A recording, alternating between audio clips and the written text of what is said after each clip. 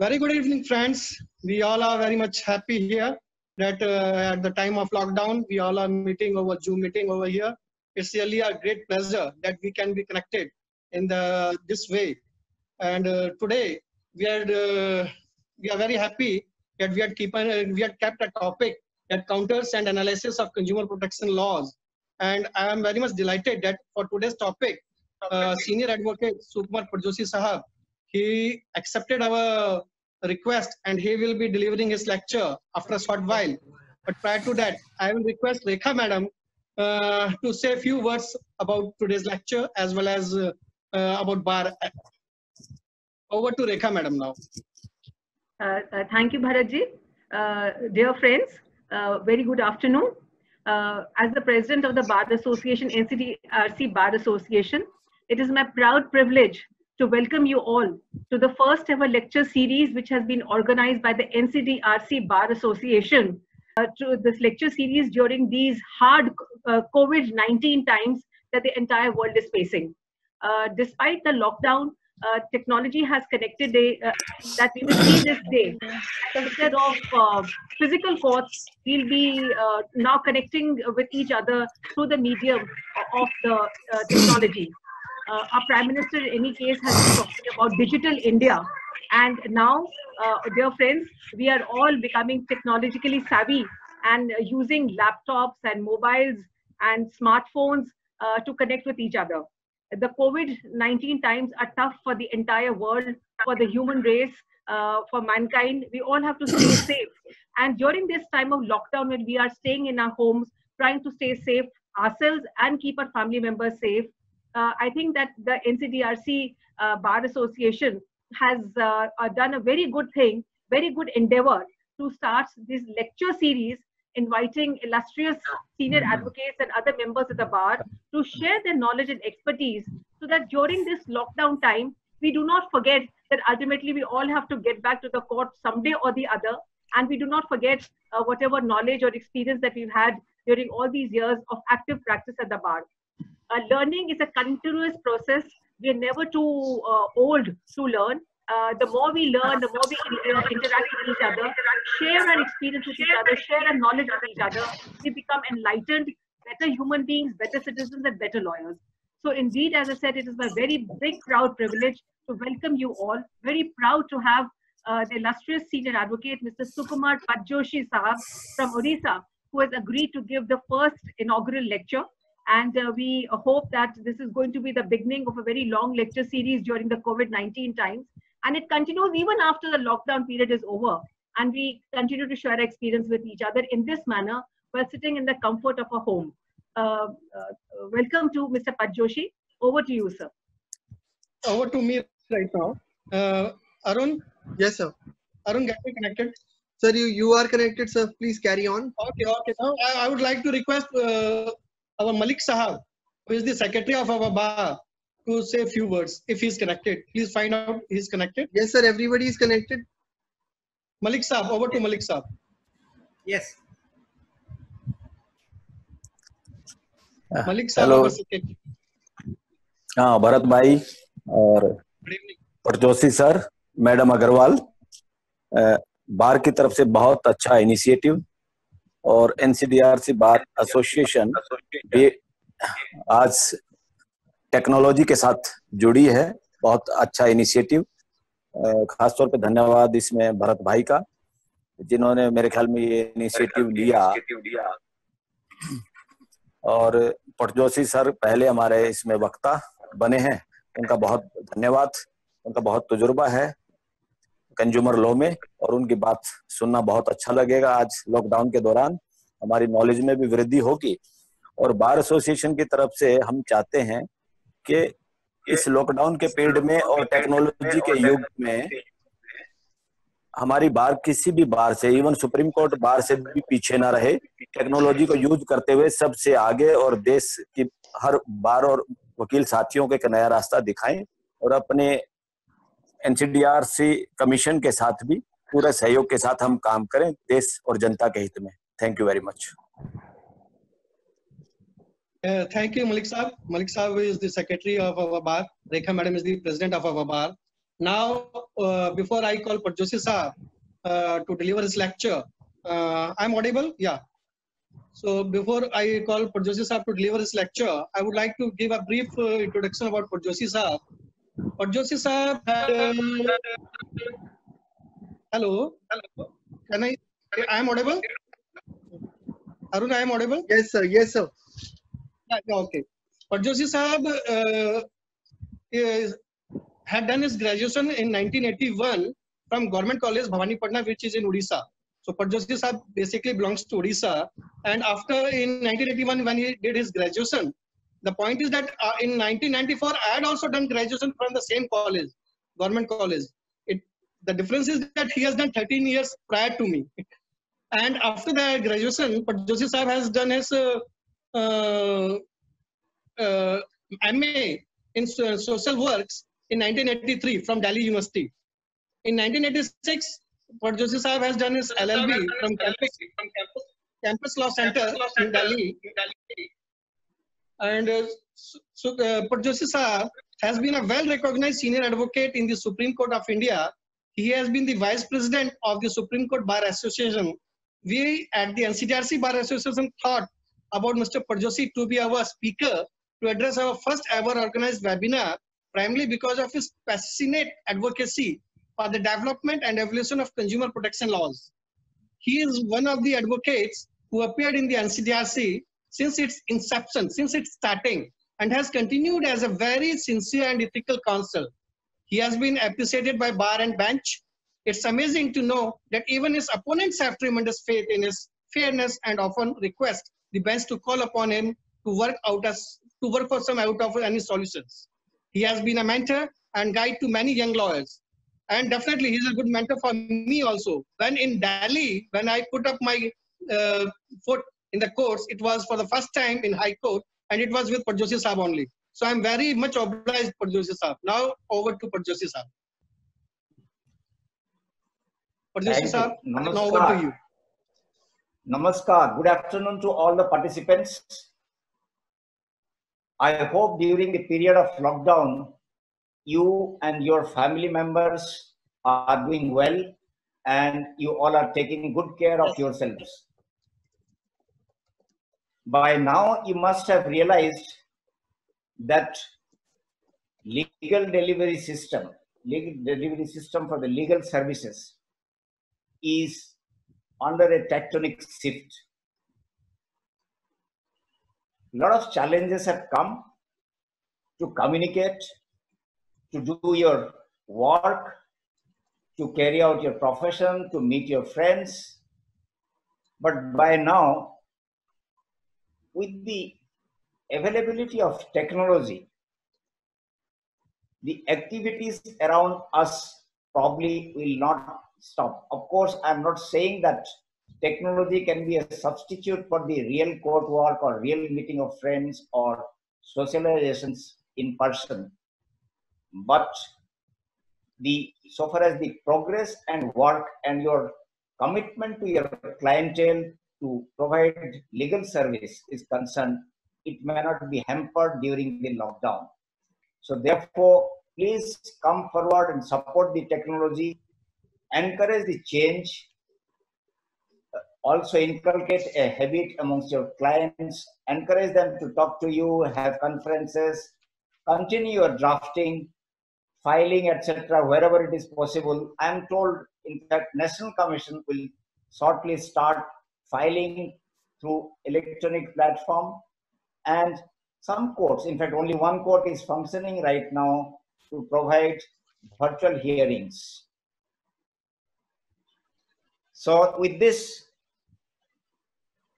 today, in fact, it is one of the great moments that the NCTRC Bar Association has taken such a great pain to show that we are ready and equipped to take the benefit of the technology, and we are ready to continue with our work if the authorities provide the facilities to us, and if the courts are ready, then we are also ready. We will prepare our clients. And with this start of the webinar, which is purely by use of technology today. The NCDRC has shown that they are ready to face any challenges that may come, and they want to keep their members united and active all through and alive to the situations. I thank NCDRC Bar Association for conceiving such an idea of lecture series, and I'll be failing in my duty if I do not acknowledge the efforts put up by the present president, Madam Rekha Agarwal, the first president, the founder president, Mr. S.K. Sharma, in encouraging the present bar and its members to be alive to the development in and around. Mr. Bharat Sharma is a very young, energetic, dynamic lawyer who has been after my life and after everybody to start something new and be active.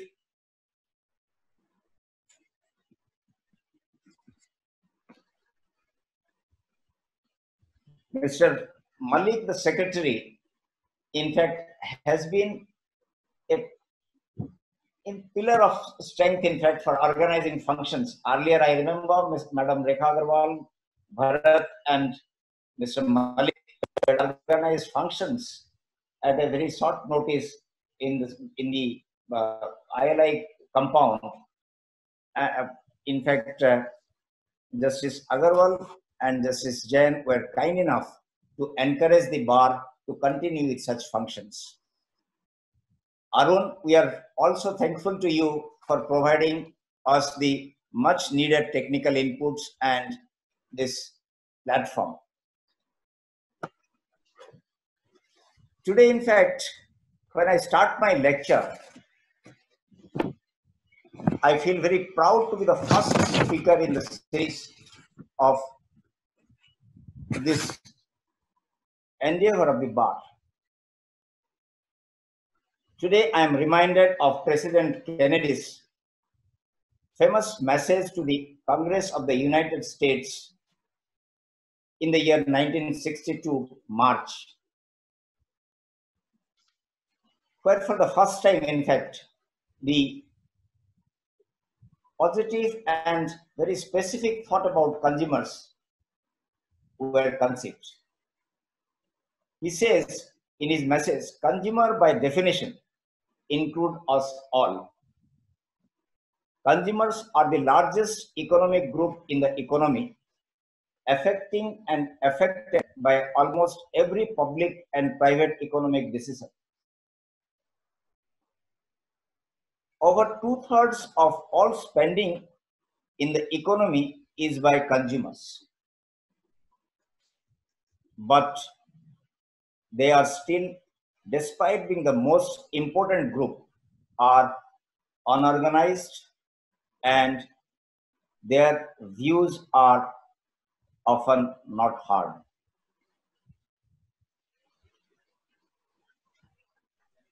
This really sums up the reason why there was a need and why there is a intervention required to set up a system to provide protection to the consumer.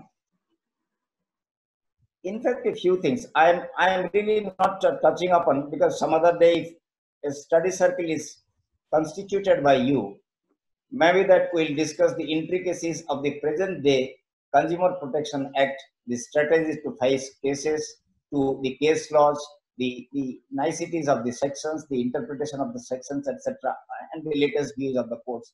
That probably will cover some of the things. Today, I'll be covering the philosophy, the elements of consumer protection, and you will correlate yourself with the present act, whether the acts are about to fulfill the about goals of consumer protection for which this movement started, and what it means to the nation building or the world economic order. For that, I'll just analyze that what is the need and rationale for consumer protection, why the consumers need to be protected. I tell you that we all are feeling that there is a disparity found in the consumer supplier relationship, and this is to address this disparity. There has been a need to set up a system to protect the consumers, because the consumers are much disadvantageously placed, much weaker in strength, in bargaining power, in terms of resources, in terms of knowledge, and therefore to bring about an equilibrium between the suppliers, that is the service providers or sellers of goods, and the consumer thereof. I'll give you a context, not very far to seek in fact. The context is that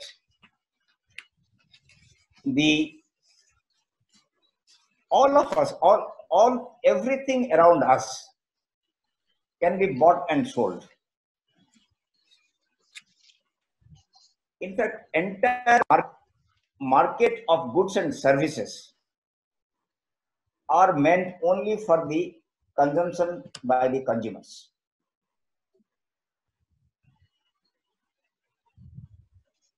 The liberalization process started sometimes in 1980s. It was more prominently felt in 1990s in our country. And the world leaders, it began from US, UK, and then it percolated down to us, had a great faith in the market morally. They thought that if market is deregulated and liberalized, they will add to public good and prosperity. And as such, consumers will be better protected because there will be choices, there will be a lot of freedom so far as voicing or selecting items from the market, liberal markets. And also because of a competition due to the liberalization, the prices, the qualities, the standards will automatically balance out, and the consumer will be in a better position to avail the quality products and will gain certain importance in the market scenario. The faith in the market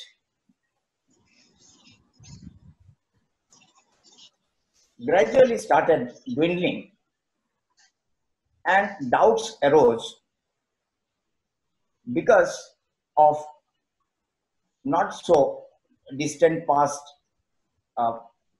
experience of all of us, that the reach of the market has been such that everything is profit. Profit hospitals, profit NBFCs, profit schools. Everywhere there is some profit. And in fact, the consumer with these liberalizations were bombarded with advertisements. And the advertisements are not the true representation about the product or anything. It is only to allure. Say you must be coming across the advertisements of pharmaceutical products. You will feel as if you do not buy it, you are lagging behind or you will die the next day. Because the kind of advertisement given to the medicines for certain things, or a Fair and Lovely cream, that unless you use that, you are missing out something. So therefore, that is again the market's reach went to a different level, where instead of by allowing competition to give a choice and a primacy to the consumer, in fact started using the consumer as a mere tool to dump their products on him. Because of this, it was felt that the state should intervene and try to bring about an equilibrium.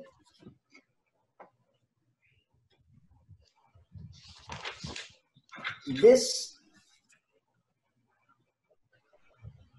endeavor was primarily objected to provide a safe marketplace to the consumer,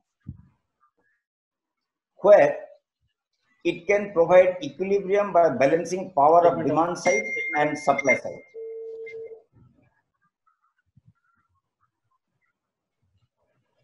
If the consumers are offered substandard goods or spurious drugs or medicines, or are charged exorbitantly, who is suffering?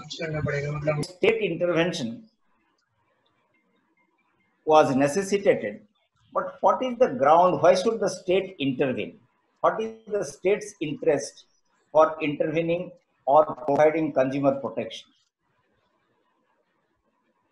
Primarily, there are 4 grounds because of which the state has to make an endeavor to protect the consumers. The first reason is to optimize the economic efficiency. In the demand and supply chain, the economic efficiency will be optimum if there will be a freedom of choice, there will be an informed choice given to the consumers, so that they can select products which are of particular quality and standard and affordable at a right price. Because that by competition, it should determine the pricing, etc. And as such, in an economy, if they are not competitive or safe to use or quality-wise stronger, they will be weeded out, and such inferior goods will have no market. So therefore, it will provide an efficient market economy, and the quality of goods and services will improve. Once in a particular economy it improves, it also attracts buyers from elsewhere, and therefore inflow of economic revenue from elsewhere. So therefore, that is how the evolution of the development of goods and services takes place, and the economy matures gradually. That is the first concern of the state or government for setting up a consumer mechanism where the demand side is matching to the supply side. The second one is to provide individual rights. Individual rights, by this you will mean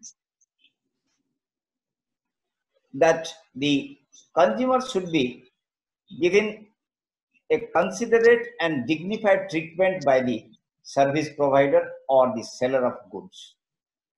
How? Because they will not surprise you by their standard firm contracts. Say, for example, nowadays you see that if you want to buy something online, there will be some, terms and conditions. Unless you accept those terms and conditions, you can't purchase it. So therefore, such terms and conditions, even if they are written by intervention of the state, and because of the consumer protection mechanisms provided in different laws, etc., and regulations, they will be meaningless. They cannot, in fact, there cannot be contracts, one-sided contracts like that, which you have no choice but to sign or but to agree. So these are so for that the individual rights are protected, so that the supply side can't just dump things. This also, while I'll be analyzing the new act, there you will see that it has been now incorporated in the statute itself, how to ward off this sort of contracts. The third reason why the state wants to set up a consumer protection mechanism is to provide distributive justice. This is like this, there may be very poor consumer and there may be very rich consumers in an economy. So to bring about a parity, the government subsidizes many, say for example, healthcare service. Healthcare service might become very expensive otherwise and may be affordable to some, but it is not affordable to some. So therefore, a section of consumer is deprived to, or the state has to do, or making the position of the consumer stronger in a economy. First is that there should be fair competition. If you remember, at one point of time, MTNL was the only service provider. And at that time, there was no choice. So if they are bad also, you have to live with it, or at the most you can get some compensation, but it was not worth it.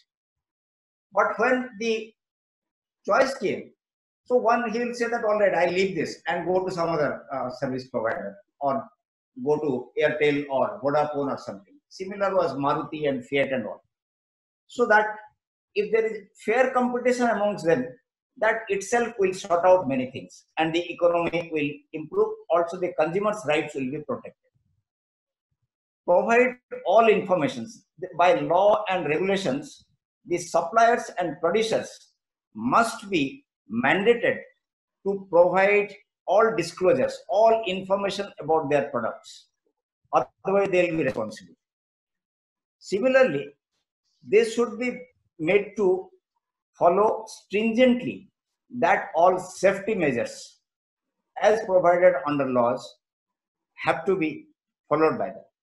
Also, the producers should be by law regulated to, in a market, to provide for compensation themselves, so moto compensation, in case their products, either in providing service or the goods, go awry and give rise to certain losses to the consumer. It should be also inbuilt, so that the market itself is to some extent self-sufficient in providing consumer protection at the first stage itself, without sending the consumer to some court or some authorities or agencies, etc. It will have dual benefits. One is the economy will be very sound, the quality of products in the market will be very good, the consumer will be happy, healthy, and doesn't have to pay much, so economically sound. So overall, the country progresses. The second one I was saying, second right is the second reason why the state should ensure consumer protection was to ensure individual rights to the consumers. Individual rights is, say for example, you are entering into a contract, maybe with open eyes or maybe in standard form, whatever. So in the contract itself, it cannot be said that you have to sign this way or you have to leave the product. Very often when you are arguing in the courts, the supplier side argues this, that he signed the document with open eyes. Real estate, you just see about. He has signed the document with open eyes, so now he can't. Did he have a real choice if he wanted to buy a product? So therefore, this must be by law made that this sort of contracts are not welcome. So that should be there, so that individual rights and an inherent right that consumer must be treated with dignity and consideration. He must be heard. It can't be that you take it or leave it. He has to be heard. He has to be in a bargaining position in anything. You can't just say that, no, these are my standard prices. Yes or no. So this is it. Third is distributive justice. In fact, this is what in our country we mostly, countries like us, Bangladesh, maybe African countries, where disparity is so much, there the government must step in to ensure consumer protection to all sections. Say, for example, recently you must have seen Justice Chandrachud's judgment on whether the workers, like the workers of construction site, are entitled to the benefits and welfares to be provided by the agency of government, which is funded by a welfare cess under the BIWC Act. That is that Builders and Other Construction Workers Cess Act. So under that, a lot of money is collected from all contractors, all employers, and that is kept in a government fund. So that is what Justice Chandrachud decided, that they can also come and secure their entitlement from the court of law. So this, in fact, without coming to the court, this distributive justice should be there. Similarly, in a hospital, for poorer section, there should be subsidies. In power sector, there should be subsidies. So the government must intervene so that the fruits of consumer protection is percolating to all sections, not only that those who can afford only will get the benefit of that. In fact, a small example I'll give. Under our Act, you all must have read, up to first 1 lakh claim, if you are under a below poverty line complainant, no fee is prescribed. So that is a positive, affirmative action in favor of a consumer. So that sort of a consumer protection is envisaged, and that is a reason. That's why the acts are also providing such provisions to do this. Then this fourth reason, or the underlying principle why the state should do this, is right to development. In fact, every citizen or every component of a nation has a right to progress and develop. And unless the quality, safety, choices, education and consumer education, etc., are not provided to, the country or the nation cannot develop, and so a right to development is denied. Say, for example, in this COVID-19 situation, now we are in a way forced, also we are accepting it, to use e-platforms to carry out our work. A section of people, namely 48% of the population, have no access to internet. It is where the state intervention is required to develop, to provide this development, which is also an intrinsic. So these are four basic grounds why it should be treated like that. Then the other points which I want to point out is who is responsible for protecting the consumer. Is there any person named? Is there any institution named? Or the courts, or the lawyers, or the association? I say all of them. Who are responsible? Whose duty primarily it is to protect the consumers? And who are the key players? In other words, if I say, the key players firstly is the government through its ministries. In fact, in India, since the beginning of this consumer movement, there is a ministry for the first time created for looking after, enforcing, propagating, administering consumer protection laws.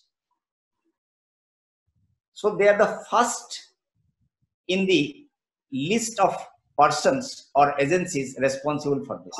The second body who is responsible for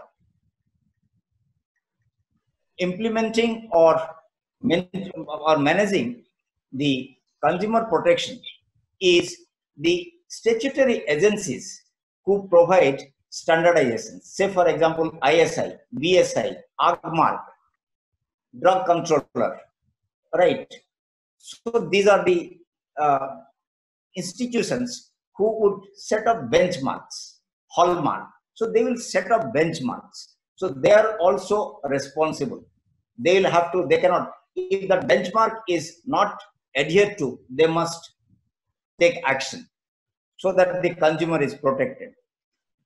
And thirdly, it is the ombudsman. In fact, now in every sector, you have ombudsmen for providing redressal to the consumers.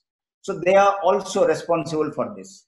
Then I'll say that professional associations like Medical Council, industrial chambers like Federation of Indian Chambers of Commerce, etc., or Association of Real Estate Agencies. So that is the Producers Association or the Professional Association, Medical Council. So they all should also have, and they are the agencies responsible to implement consumer protection. And lastly, which in fact I could have said firstly also, are the consumer associations. I say that though we as consumers are 2/3 of the population of the world, but our associations are not that marked. So therefore the associations, they must bring about their rights, etc., their concern, they should be concerned about the protection of consumers everywhere in all sectors. Then quickly I say that what are the elements of consumer, or what is the framework of consumer protection? What constitutes a consumer protection system? In other words, there will be a few things. One is a government policy. Say, for example, national policy on competition, national policy on consumer protection, 2019, in fact, which has given rise to the new act.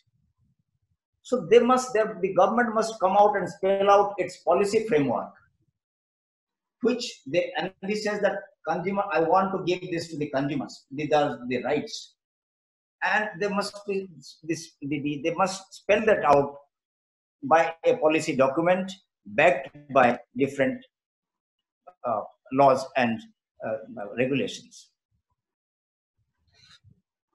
There should also be, the second element is designated agencies. Say, for example, Drug Control Authority, or under the consumer protection itself, the consumer protection councils at district levels, at state levels, at national levels, who should have power, and who has the power, in fact, in the new act, for bringing about class actions, for punishing and preventing or checking the advertisements, mindless advertisements, the actions of the supplier side, which has evil effect on the consumers on a class basis, that is in a large scale. So they should be in a position to recall or take action suo motu for withdrawal of such punishment and withdrawal of such unfair consumer activities, anti-consumer activities. Then also, what the third element of consumer protection system is consumer education and awareness program. Unless we educate the citizenry, particularly in the rural sectors, I don't think we are going to achieve much, because we will not be able to highlight the programs or secure their rights. So therefore, a segment will be left out, and maybe the suppliers will aim at pouncing on them. So therefore, that is the third element, that is the education. Through education, the awareness has to be improved. Then the fourth element is law and licenses, in the sense, if the regulations should be strict about licenses for carrying out certain things. It should prescribe standards, the law of compliance, and the consequences of non-compliance of laws, etc., should be very well spelled out. And these are the four elements of the consumer framework, as I say. Now I'll briefly touch, because the time we are running out, and I've been told that it will now again take Now, consumer law.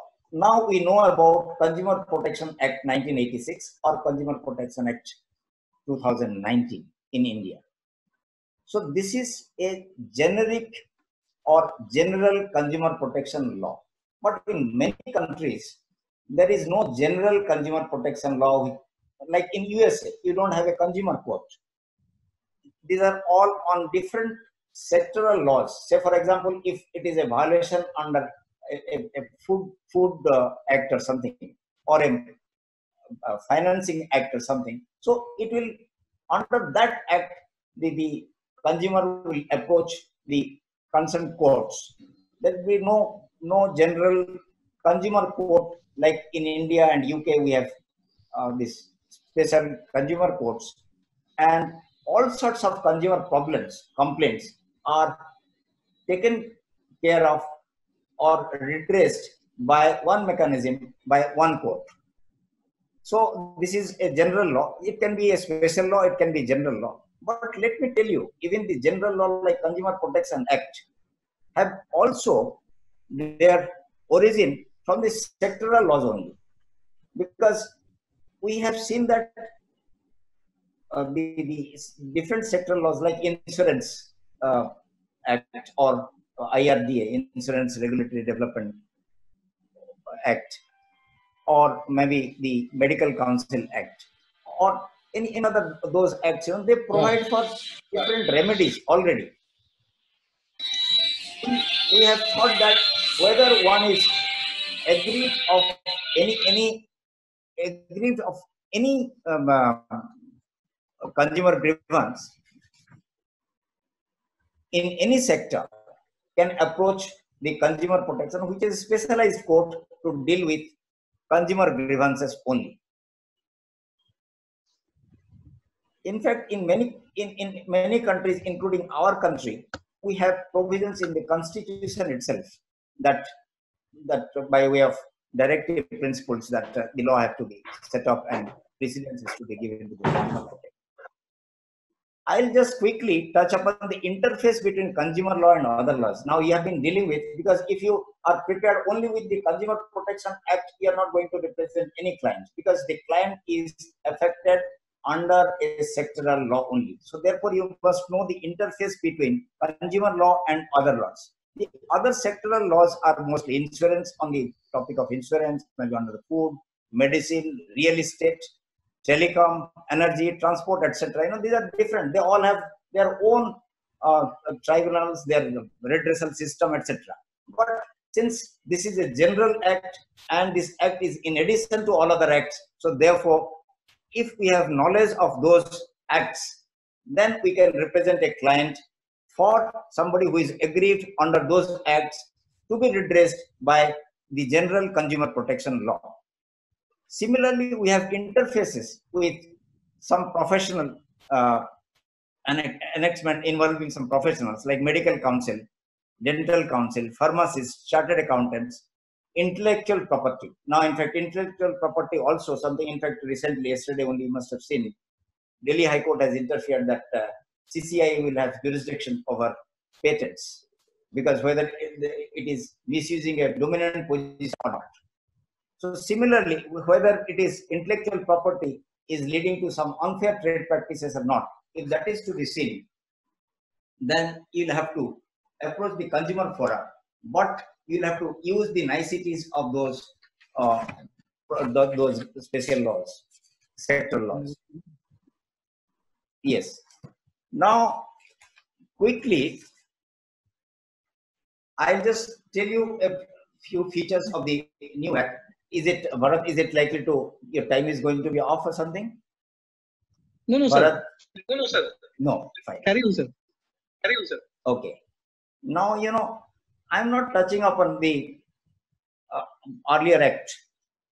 Earlier act, most of the participants here, you are all well aware.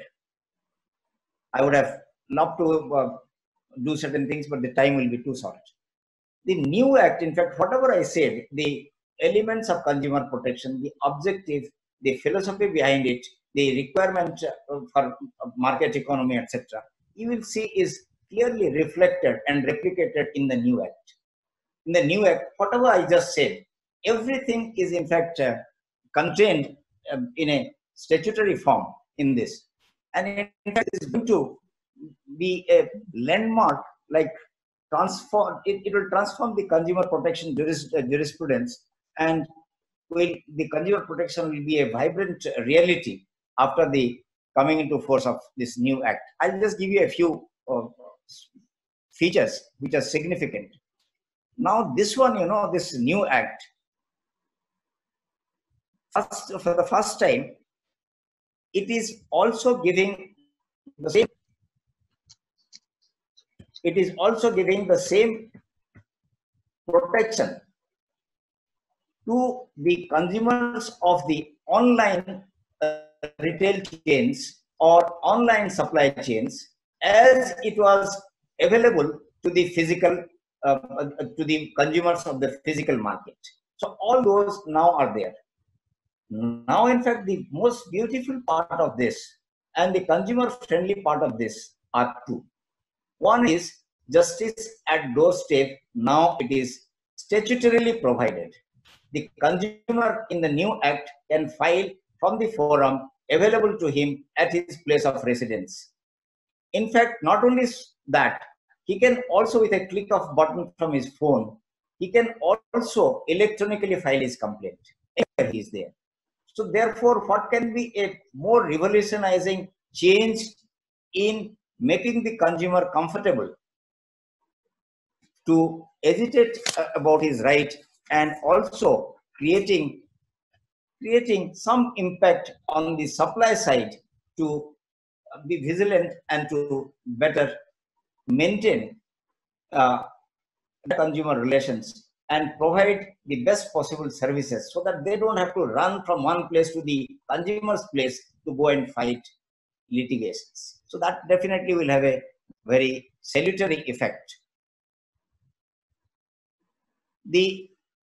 Another most important part, till now we are missing, but we are arguing in various cases, is the product liability.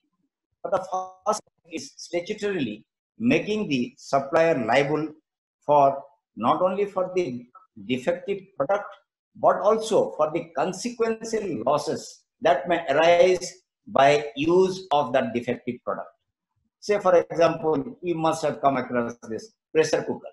If it bursts and it causes injury to you while using because of a defective pressure cooker in there. So for the injury also you can claim, and not only for the, and your claim will not be confined to the pressure cooker's cost only. Then the unfair trade practice has been expanded in the new one. Earlier there were only 6 illustrations given. Under those circumstances, there will be now 3 are added, and they're very important ones. In fact, the first one is that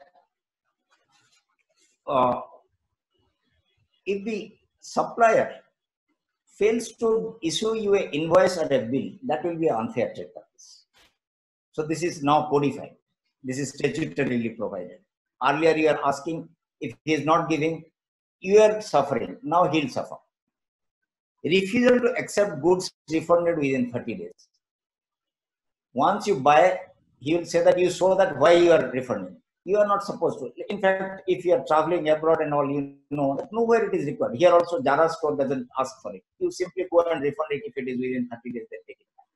So that by statutorily, every supplier is mandated that if you have bought a good, you don't like it, you can return it. And this is more so important because of the faceless retailer. You know, the online, when you book an order in Amazon or Flipkart, you have not seen the product. It comes, it's delivered to you. After you see that, no, this is not what you wanted. So you send it. You don't have to give an explanation to them that why you are returning. They are bound to take it back if it is returned within 30 days without using a force. And the third one is disclosure of personal data. That will be also an unfair trade practice. In the sense, say for example, there is a lottery or something. So there he said that you fill in your details, sir, your phone number, your email, your wife's name, and your marriage anniversary, etc. But for market promotion, he sells it to somebody or he discloses it to somebody. That is an unfair trade practice. He can't disclose which is taken for a particular purpose for lottery, give it to somebody else to create a database. So that also will be an unfair trade practice.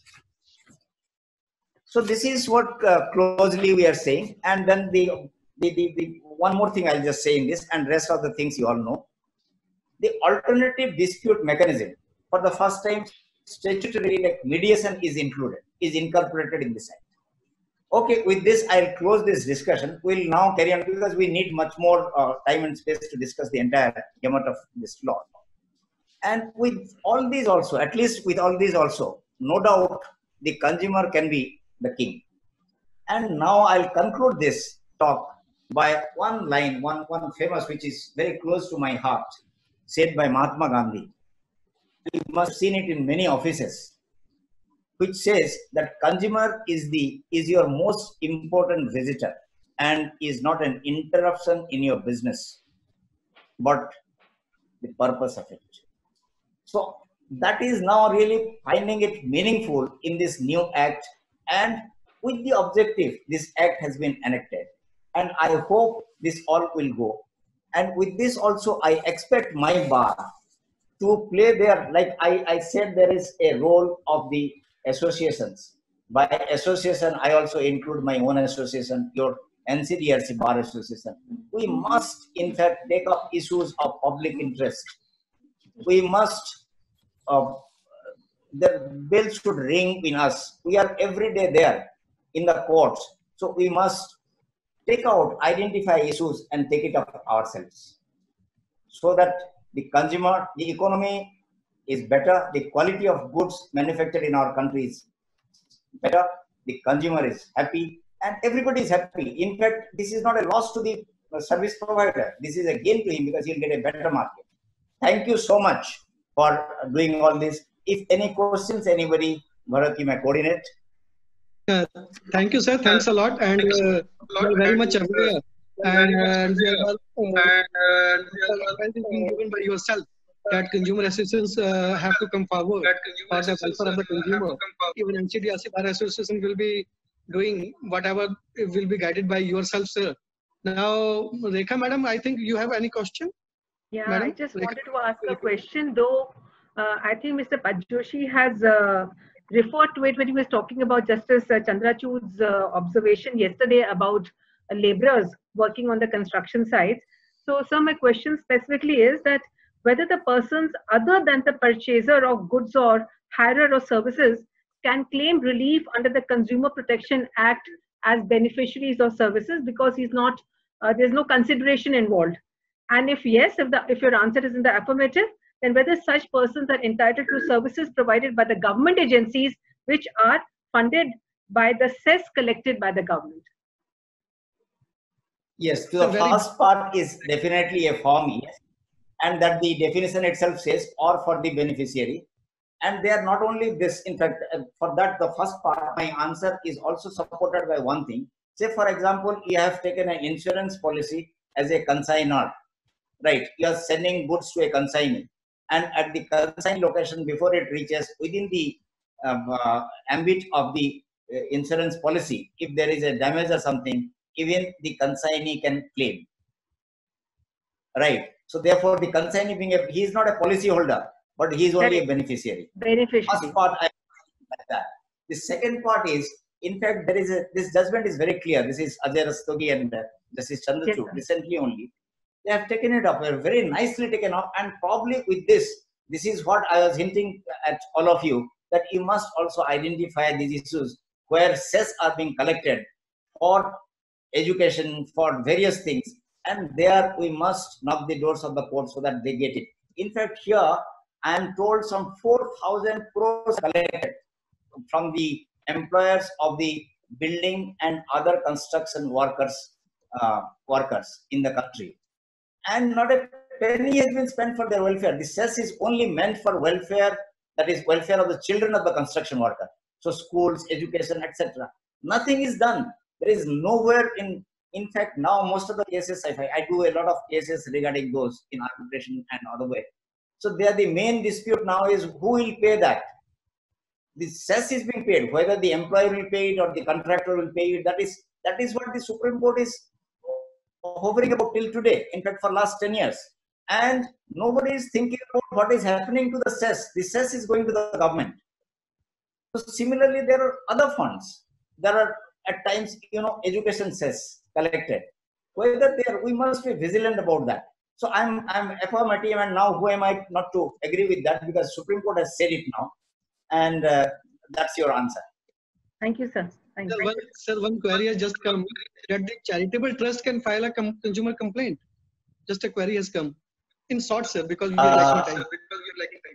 Yes, charitable trust. Charitable, as you, yeah, definitely. In fact, in my opinion, yes. But in a trust, any trust, whether it is charitable or otherwise, all the trustees have to be implemented either as a complainant, or if somebody is not available, as a party respondent. They have to be arrayed. In fact, we have a judgment of the National Commission which is affirmed by the Supreme Court by Justice Lakur. That is Pratibha Pratishthan versus Canara Bank and Allahabad Bank. There are two cases. In that, Justice M.B. Shah's judgment, in para 41, he says that if all of them are joined, they can file it. Otherwise, trust alone cannot file it. And that is what Supreme Court has affirmed. But now, recently in 2019, and Justice Lalit has referred this issue to a larger bench in the Supreme Court. He said that how can a trust be not a consumer? By itself, it should be there. In fact, Justice Deepak Gupta has passed an order where a trust, which is a nursing trust, in fact had booked certain flats. But this issue has not been examined in that, whether trust can file or not. There, whether it is a commercial purpose or not, that was the issue. Now, in fact, it has been referred to, but as of now, trust itself cannot file it. But if all the trustees come together, they can file it. I think one question is coming from Arun. Your question. Yes. One question was coming from Arun. Yes, sir. So, sir, my question is regarding the medical area. In case during the treatment any injury is caused to the patient, so will that incident amounts to a negligence on the part of the doctor, although he has taken all the precautions, if we say? Not per se. It cannot be per se, because this is purely a factual thing. Depending on, because all the treatments, we have certain standardization, and there are certain medical protocols. If the doctor has followed all the protocols, then it will not. And the test which we have laid down over the period is that if in the similar situation, there may be possibility of different treatments, different ways of treatments, but will another doctor of reasonable competence would have followed the same thing or not? If it is that yes, one is likely to follow that, it is not a medical negligence. That's my view. All right, sir. So, Bharat sir, shall I go with the concluding remarks? One Pavan is there. Pavan is connected. Pavan, Ritesh, any one of them? No, sir. Okay, then you can go for vote of thanks. All right, sir. So first of all, my sincere apologies for the technical glitch, which unfortunately occurred. So as we come to the end of this webinar, I take this opportunity on behalf of the complete NCDRC Bar Association to express our deepest gratitude to our very own Mr. Sukumar Prajoshi sir for lending us his precious time.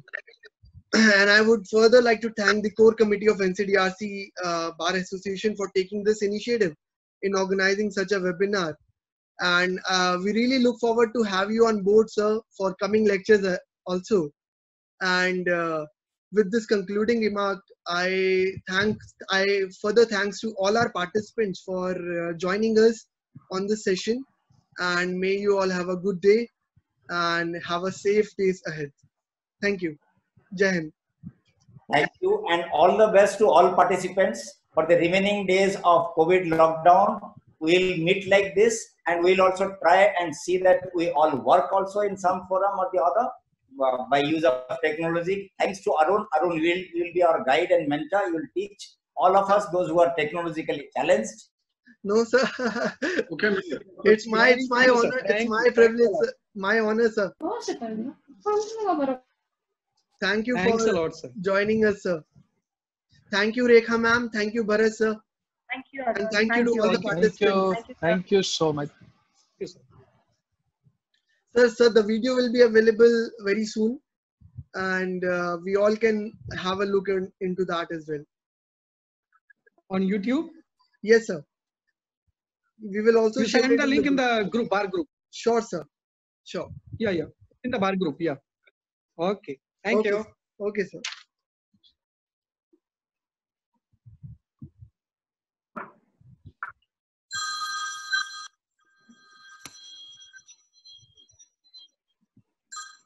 Hello. Yes.